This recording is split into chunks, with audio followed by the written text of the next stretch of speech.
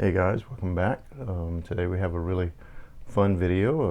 An important part is being added where we will have AI functions baked into View Assist. I'm changing it up a little bit so that we can do the demo first rather than make you watch me configure everything only to find out what it looks like later.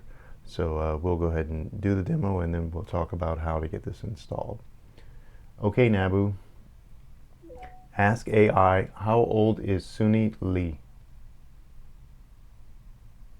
Sunisa Lee was born on March 9, 2003, making her 21 years old.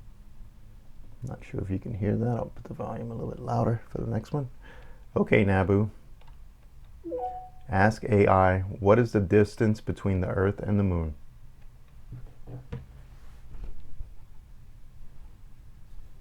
Okay, Nabu. Oh, The distance between the Earth and the Moon varies, but on average it is about 238,855 miles. so you saw it had a little delay. I thought it wasn't working, but it was. And let's do one more. We'll wait for it to time out. Okay, Nabu. How many days until Christmas? Sorry, I couldn't Oh, understand that. I forgot to say the correct phrase. Okay, Nabu. Ask AI, how many days until Christmas? 148 days until Christmas on December 25th, 2024. All right, so let's go ahead and configure this thing. You will need an account with OpenAI. There's a fantastic video that I watched that showed me how to do a lot of this stuff. I'm going to link it. I'm not going to go into detail on how to get an account with OpenAI, but do know that you do need an account with OpenAI to get an API key. This is a paid account. You will have to put a credit card on file, and I think you have to pay maybe $5 or $10 to get credit. Do know that this comes pre-configured using GPT-4. I found that using GPT-3 is a much cheaper option, even though the GPT-4 is not overly expensive either. In the testing that I did, I think I might have spent 5 or 6 cents with GPT-4. I've switched over to GPT-3 and I've been using it for about a week, and I haven't even charged 1 penny to my account yet. So the $5 or $10 that I put in credit should last a really long time. There are some discussions that 4 is much better than 3 or is better than 3, but in my testing, 3 has been fine for me. Feel free to make those changes as you need. But once you get your API key, watch the video and it'll show you how to do that. If you can't figure it out, you'll want to go into your settings page, devices and services, and then you'll add an integration and you'll search for OpenAI. This is OpenAI conversations, and it'll ask you for the key. So this is on my dev machine, so I'll just type in anything, but you would actually type in the key. Let's see if this works. And then it'll say success, created configuration for ChatGPT.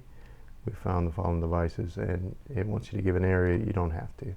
So you'll say, okay, of course you will have to use a valid key. I'm just showing this for demo purposes. At this point, we're going to go back into settings, and then we'll go to voice assistants, and we'll need to add a new voice assistant.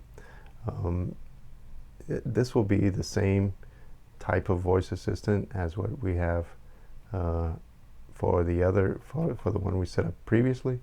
We'll just be changing it a bit to use for ChatGPT. So we'll add an assistant and we'll call it ChatGPT, and then conversation agent we want to change to ChatGPT.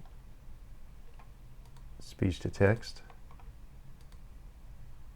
I can't even remember, Piper. You just want to set this the same way that you had it before. Basically, the only thing that you're changing is the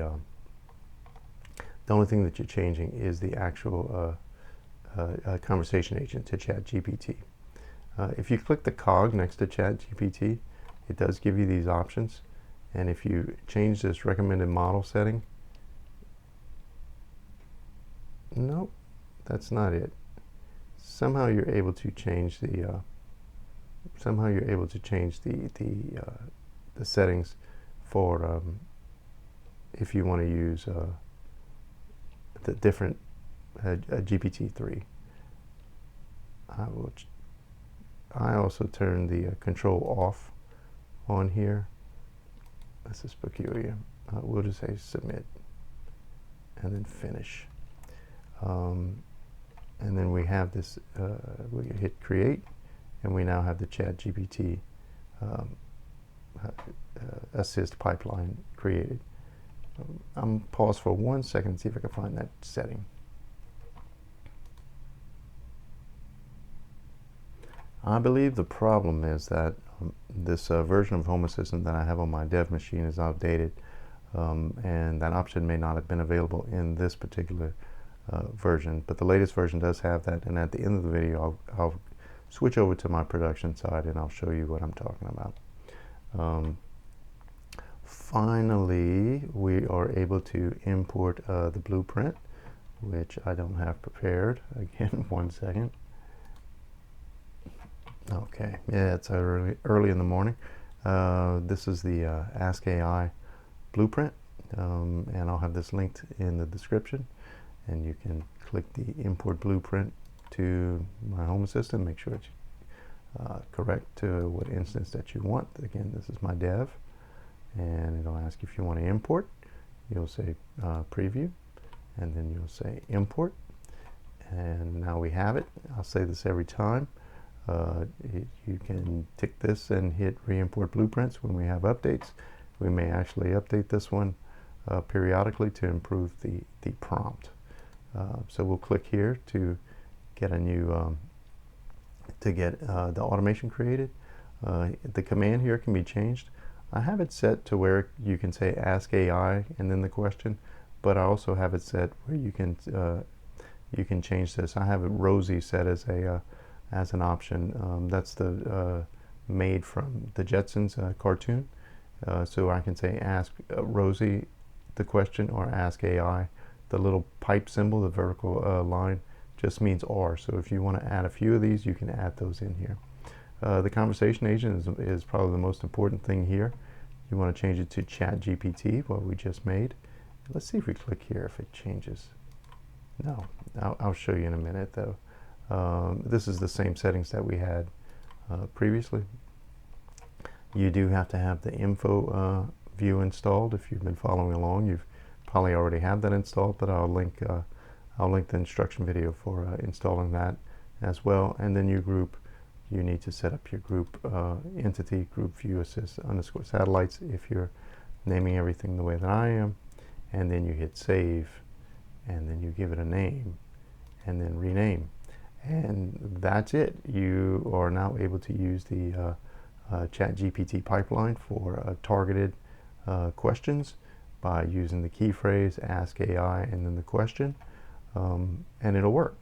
So I'll pause one more time and I'll go over to my my production, and I'll show you that option where you can change to the different models from 4 to 3 if you like. So 1 second.